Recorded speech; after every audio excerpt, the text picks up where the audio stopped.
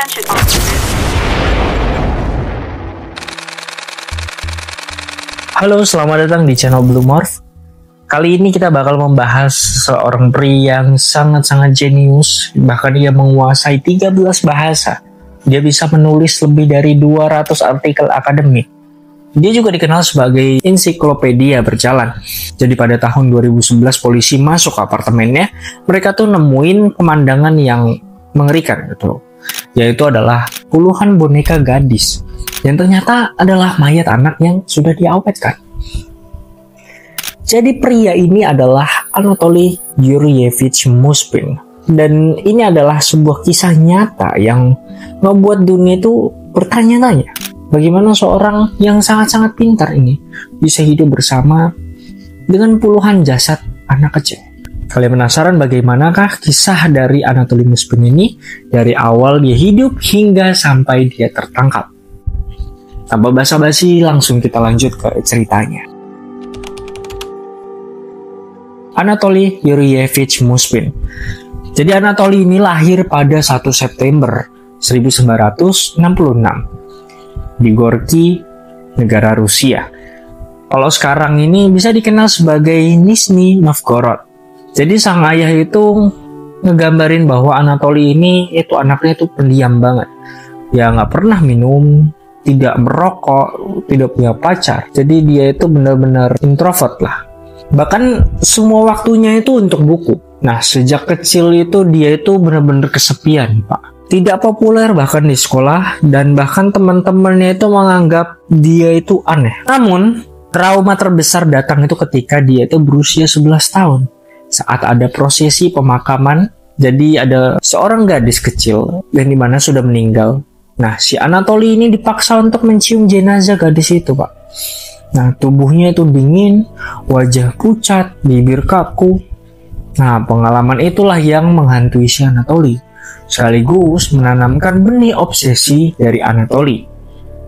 Nah, mulailah si Anatoly ini nganggap kematian bukan sesuatu yang menjijikan baginya. Bagi dia, kematian itu terasa sangat akrab atau terasa sangat dekat. Kecerdasan Anatoly ini benar-benar luar biasa, Pak. Jadi dia tuh kuliah di Universitas Negeri Moskow. Dia benar-benar pintar. Bahkan dia mengambil filologi. Dia itu menguasai 13 bahasa. Bayangin, 13 bahasa dia bisa hafal. Dari Inggris, Jerman, Perancis, Latin, Yunani, Turki, Gaelic, dan lainnya. Dia tuh nulis lebih dari 200 artikel dan beberapa buku tentang sejarah Celtic, budaya kuno, dan ritual pemakaman. Di kalangan akademisi, ia itu dijuluki sebagai ensiklopedia berjalan. Ya, di mana dia itu bisa menghafal banyak banget buku gitu. Namun di balik prestasi itu, dia itu nggak punya sama sekali kehidupan pribadi. Jadi dia itu nggak pernah menikah, nggak punya anak, bahkan tidak punya hubungan romantis sama sekali. Hidupnya ya hampa gitu. Hidupnya itu hanya buku. Dan yang pasti, hidupnya juga tentang kuburan.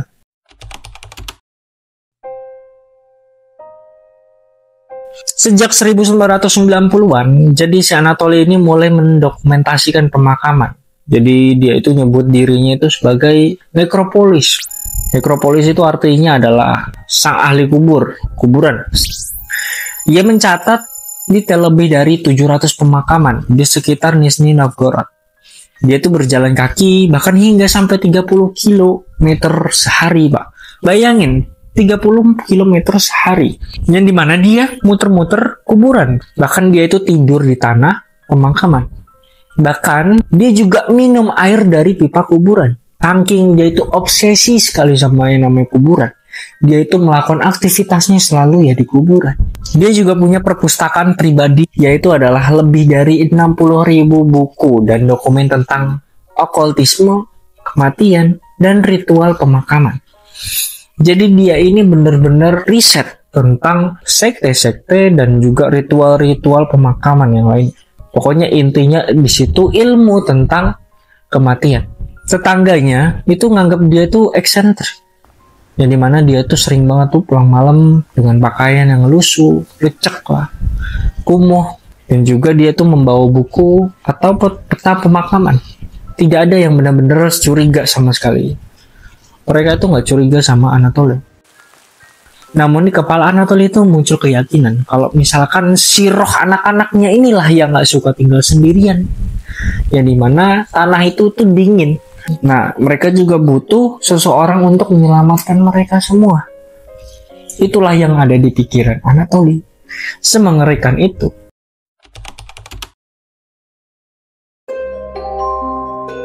Mulai 2005, obsesi itu mulai melewati batas. Anatoly itu menggali kuburan anak-anak perempuan dari usia 3 tahun hingga 12 tahun. Dia itu bukan pembunuh, tapi dia itu mencuri jasad mereka. Dibawalah ke apartemen, yang dimana apartemen itu sempit dan ditinggali bersama orang tuanya. Lalu dia memulailah proses memumifikasikan jasad-jasad tersebut yang dia bawa pulang dari kuburan tadi. Pada awalnya tubuhnya itu dikeringkan dulu, hingga akhirnya rongga diisi dengan kain, jerami, bahkan boneka mainan. Wajah korbannya itu ditutupin pakai lilin sama cat kuku akrilik atau masker karton. Dia juga memasangkan gaun, sepatu, dan pita warna-warni ke jasad-jasad tersebut. Dan pada akhirnya beberapa dari mereka atau beberapa jasad-jasad tersebut itu diisi dengan kotak musik. Jadi ketika dipindahkan atau ketika diputer, terdengar melodi kecil yang muncul dari boneka tersebut. Sengeri itu Anatoly. Nah, bagi Anatoly, mereka itu sebenarnya bukan jasad. Mereka itu anak-anak yang ingin selamat dari kuburan yang dingin. Bahkan dia tuh beri nama. Dia juga ngerayain ulang tahun mereka. Aneh kan, Pak? Bahkan dia itu mendudukkan mereka tuh di sofa, di meja makan, di kamar tidurnya. Total jasadnya itu sekitar 26 jasad yang ditemukan. Tapi ada artikel lain mengatakan bahwa 29 jasad yang ditemukan. Dan lebih ngerinya lagi, orang tuanya ini yang tinggal di apartemen yang sama seperti Anatoly ini, seapartemen, serumah, mereka nggak tahu. Mereka melihat, tapi mereka nggak tahu. Mereka ngira itu emang itu karya aneh dari Anatoly. Karena sifat anaknya yang bisa dibilang aneh, jadi ya orang tuanya nggak ada atau nggak timbul sama sekali rasa curiga ke anaknya. Mereka tuh nggak sadar bahwa itu adalah jasad sungguhan. Pada 2 November 2011, polisi Rusia itu gerbek apartemennya si Anatoly setelah menerima laporan bahwa ada penodaan makam. Begitu pintu dibuka, bau kimianya tuh menyengat, Pak. Di ruang tamu, puluhan boneka gadis itu duduk berjejer, wajah kertas, mata kosong, gaun warna-warni. Tapi polisi segera sadar kalau itu tuh bener-bener bukan boneka, kalau itu tuh jasad anak-anak. Sampai akhirnya di rumah, di apartemen tersebut, polisi menemukan peta detail pemakaman, juga catatan penggalian, instruksi mumifikasi, dan ribuan artikel tentang kematian, Pak.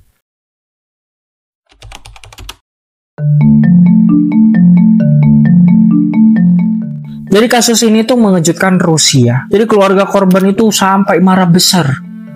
Bagi mereka ini itu penghinaan yang paling terburuk. Karena anak-anak mereka itu digali dari makam, malah dijadiin boneka.